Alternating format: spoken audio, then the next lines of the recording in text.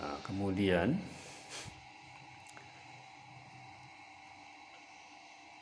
dari grafik X terhadap T, ya, XT ataupun ST, ini kan ada grafiknya misalnya begini. Ya. Dari grafik ini bisa dicari kecepatan. Ya, kecepatan di sini adalah sama dengan kemiringan garis singgung. Ya, misalnya ditanya kecepatan pada saat T sama dengan 2 detik. 2 detik misalnya di sini. Berarti di sini dibuat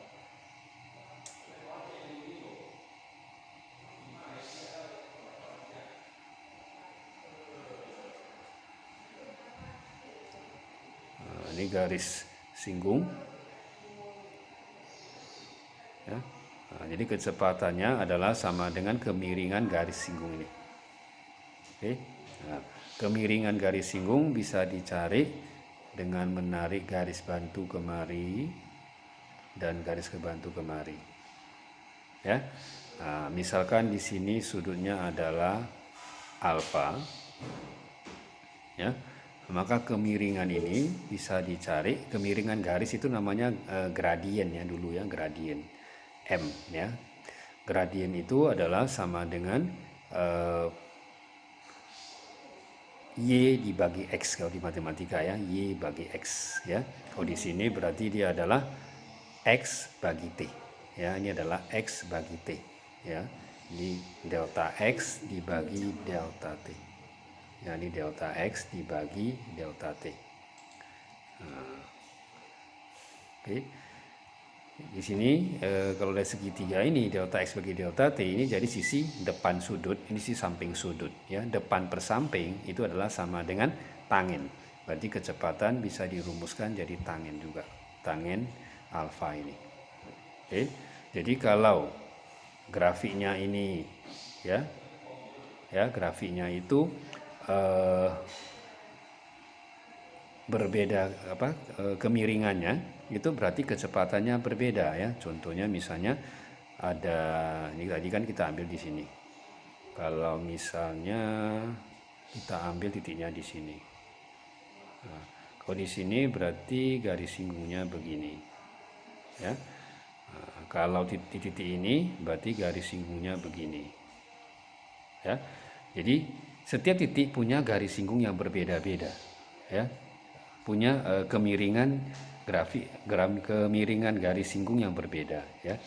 Jadi garis singgung yang lebih terjal itu berarti kecepatan makin besar. Misalnya di sini ini kan mendatar, berarti kecepatannya 0. Kalau di sini dia kan ada kemiringan sedikit. Kalau di sini dia kan lebih miring lagi. Nah, miring, lebih tegak dia grafiknya. Jika garisnya lebih tegak, garis singgungnya lebih tegak, berarti kecepatannya makin besar ya, makin besar. Ya. Nah, itu tentang kecepatan ya dari garis singgung ya. Kemudian jika diketahui grafik VT ya, grafik VT ini juga bisa dicari percepatan ya. Percepatannya adalah sama dengan garis miring ya atau gradien daripada garis singgungnya. Misalnya titik ini ya, percepatannya berapa? Ini buat garis singgungnya. Nah, lalu ukur sudut di sini berapa alfanya ya. Nah, ini akan jadi percepatannya. Jadi percepatan sama dengan tangen alfa ya, atau bisa juga sama dengan ambil segitiga ini sama dengan depan per samping. Depannya ini adalah mewakili nilai V atau menjadi delta V-nya. Sampingnya ini mewakili nilai T atau menjadi delta T-nya. Ya, delta V itu berarti dia V2 kurang V1 ya. Delta T berarti T2 kurang T1. Ya. Nah, ini delta X juga sama, ini sama dengan X2 kurang X1. Ini delta T-nya berarti T2 kurang T1. Oke, itu mencari percepatan dari kemiringan grafik. Jadi kalau titik ini dibanding sama titik ini berarti kan kalau kita gambar garis singgungnya berarti gini ya. Berarti kan lebih tegak. Nah, jika dia lebih tegak berarti dia memiliki percepatan lebih besar daripada di sini karena ini garisnya kan lebih landai dia. Ya.